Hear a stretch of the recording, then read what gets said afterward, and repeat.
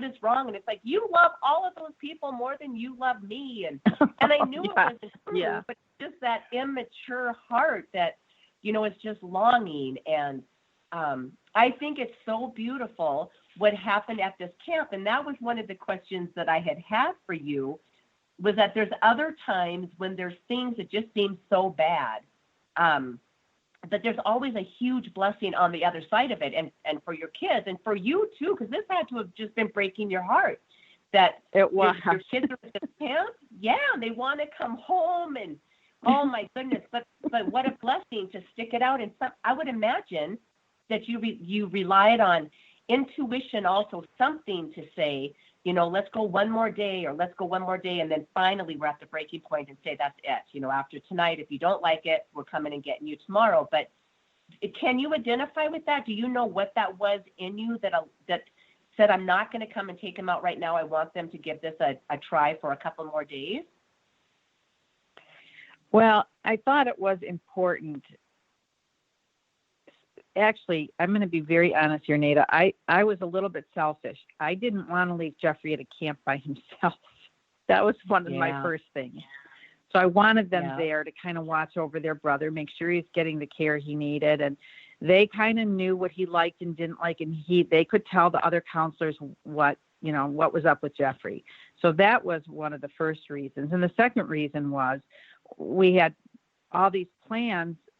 Frank and I were doing things, and the kids were supposed to be, having all these activities.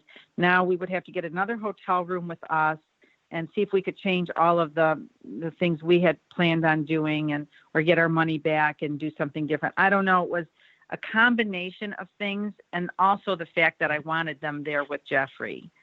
So I don't know. I guess you could call it intuition.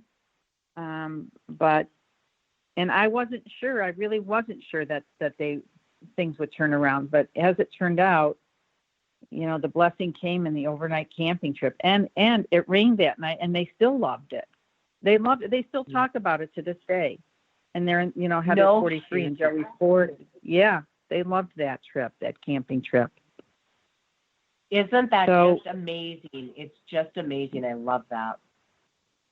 So when people say they belong to a support group of like-minded people, I always encourage them highly to stick with it, because they're the ones, that support group is the one who understands, because they're going through something similar. Absolutely. Right. And it's those times when I can be as honest and verbal about how I feel about this thing. And I know that there's not going to be judgment on me, because somebody else feels the exact same way and understands, because unless you're walking in those shoes, right, you can't understand. Oh my goodness. Yeah. And same with Frank and I. I was going to say, same with Frank and I. We forged a lot of relationships with parents of Jeffrey's classmates in school, because we all understood what each other was going through, all of us. And we shared, we'd networked a lot. We shared doctors and dentists and therapists and alternative therapies. And it was just, we met a new amazing group of people through Jeffrey being at a different school with different children. And that was like our support group for us, for Frank and I. Yes, absolutely. And throughout the whole entire experience, Frank was always a rock. Did he ever have a breaking point, or that you know of, did he just always continue being the rock? He was always a rock. He, those 3 months he spent overnight in the hospital, and he, being in the construction business, he was able to, put the ramp in that we needed to get his wheelchair up and down. So we were lucky in that way. And all of Frank's work colleagues pitched in to help. When the carpenters heard we needed a ramp for, a wheelchair ramp for Jeffrey, they all showed up one day just on their own. And Frank was out there working on it, and they put it together in a matter of hours, because they all showed up to help him. So he was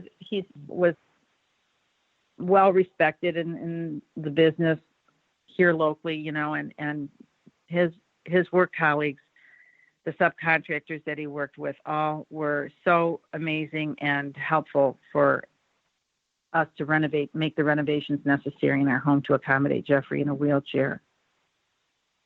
It was pretty easy then because he was little and we could carry him a lot. But as he got older, it was so necessary to make the transition into a fully accessible home. Right. Oh, and man. he really did stay the rock. He really did stay the rock the whole time. I mean, I think now he's showing some signs of, a long life of challenges, but he was just recently diagnosed with Parkinson's. But other than that, he's been he is absolutely amazing. He hasn't been, he still is absolutely amazing. Yes. And I was going to say, kind, loving. Yes. And has it, because of this incident that happened with Jeffrey, do you think your relationship became so much deeper and richer because you went through this together? Yeah. It was hard. It was a challenging time for our relationship because I really wasn't paying any attention to anybody else except for Jeffrey for many years. Yeah. So it was strained for a long time. And the therapist Frank and I went to in the hospital say, mostly when these therapists in the hospital, I don't know, mostly when this happens and there's a traumatic injury to a child, the parents get divorced, the kid dies, and they're telling us. God. I know. It was crazy. Wow. But it didn't. I mean, our relationship was strong enough that it endured all the challenges that we went through. And, I felt really mostly responsible for Jeffrey and his care because he was in his own business and he worked very long hours. And, he'd leave at 6 or 7 in the morning and come back at 7 or 8 in the evening. That's just how it was in construction business, especially on the summer days. They would work extra long hours. Yeah. And so there was a strain, but he was supporting the family at the time, and there were so many extra expenses that there was really, I couldn't complain that he was working and I had all the care. And he's thinking that, he's not getting any attention. He never really said that, though. He never really complained. And he did what he could at the time while we were going through it. And he just was a supportive and loving husband. And we've been married now. Let's see, next month it will be 45 years we'll be married. So. Oh my goodness, that is so awesome. 45 years. It is I awesome. love it. Oh man. Judy, I'm telling you, I have a million more questions. We need to do about 17 of these interviews because I know we're going to have to start tying all of this up and bringing this in for a landing. So can you tell us about Jeffrey now? Like, how is he doing now? What is he doing? What lights him up? What does he love so much about life? So Jeffrey is pretty low functioning. He doesn't stay by himself ever. He needs 24-hour care. He was able to go to school in Michigan until he is 26 years old. And so we had been involved in this organization called Angel's Place when he was younger. One of my biggest worries every day was, if something happens to me, who's going to take care of Jeffrey? My mom died young from breast cancer, and it was just, I was every day, that thought never left my mind. And when somebody told me about Angel's Place and I went to an event, I said, this is it. And we started supporting that organization from the time he was young, hoping that eventually he could live in an Angel's Place house. If Frank and I, something happened to us tomorrow, he'll be well cared for and loved always. So this amazing organization. He lives there with 3 other young men. One is Down syndrome, one is developmentally disabled, and one is autistic. And they range in age from 30 to 49. And Jeffrey likes to watch TV. He did not do well in a sheltered workshop program, so we started a little business for him, and he does, with the help of an aide, of course. He has these boxes in businesses where people put all their cans and bottles, and then he recycles the plastic water bottles and he takes the cans back to the store and gets money back, and he can use that money he likes going to movies, that kind of thing. His favorite day of the week is Friday because he gets to go to Frank's office and he does shredding there. He knows how to shred. And then he gets to have lunch, and then he gets to have lunch with Dad and his brother, who both work in the same office. And that is his absolute favorite day of the work. He feels like he's one of the guys, and he's there working with them, and it's really cute. And he comes over our house every Sunday for family dinners. He comes to every holiday, every family event, every family vacation. We're taking him to Disney next week. He's just thrilled. He's so excited. He's beside himself. So he's a happy young man. Yeah. And as a mom, that just has to be the most beautiful, warming sensation in our heart when we know that our kids are happy. That there's just yes. You know, Nada, you're so right. That's all moms want, is to see their children happy. We don't care about anything else. If your kids are happy, you're happy. That's it.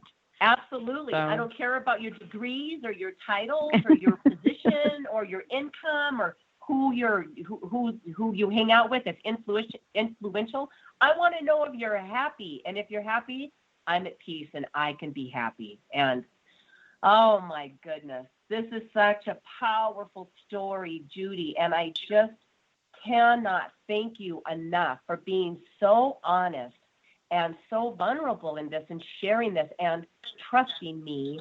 I just cannot tell you how I feel so truly blessed meeting you. And it was not by accident. It was not, and all of the people that have showed up in your life and showed up in Frank's life and the helpers that came about. And even your family, it's not by accident. It's just not by accident. What a divine, beautiful world we live in. And I just want to thank you from the bottom of my heart for being on the show and sharing. And I agree with you. None of this was an accident, Nada. You and I were supposed to meet. We hit it off immediately. And I still have so much admiration for you and what you've been through and that you're doing this podcast. So thank you for allowing me to share it with you. Thank you. Oh my goodness. Yeah. Thank you. So Judy, our time is up. It just seems like I feel like Carol Burnett. It seems like we just get started and before you know it, it's time to say goodbye. So I want, if you could share with the listeners, because I know that you do your work. I don't believe you travel for your work. I believe you stay right there in Michigan, but you do sound healing and you also do energy touch. You're an energy touch practitioner. So how is it that if people are in your area or happen to be traveling through Michigan, how do they contact you if they wanted to work with you? So again, the best way to reach me is by email, and I might not get to it immediately, but usually within a couple of days I respond to all the emails I get. And my email address is Judy, Judy, Jonna, Jonna,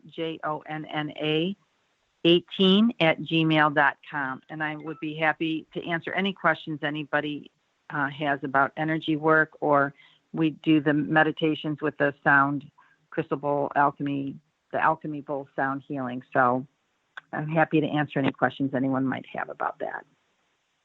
Oh, well, thank you so much, Judy. And that information, Judy's information, will be on the website. And so listeners, please don't worry about that. You'll be able to find that information right on the show notes. And again, Judy, I'm just so blessed. Thank you so much for being here. It is my greatest blessing, and I'm so grateful. Thank you for having me, Nada. I appreciate it. Absolutely. Thank you. And to all of the listeners, have a beautiful rest of your day and rest of your week. And know how powerful you are. And Judy is one powerful woman, and you got to hear it here. I love that. Goodbye for now. See you next week. Thank you for spending time with us today. Please go to nadahogan.com for show notes and other information you can use right away. If you like what you heard here, please subscribe to our show and don't forget to rate and review right there on Apple Podcasts, Stitcher, Google Play, or wherever you get your shows. And don't forget to tell your friends about it. We'll see you next week.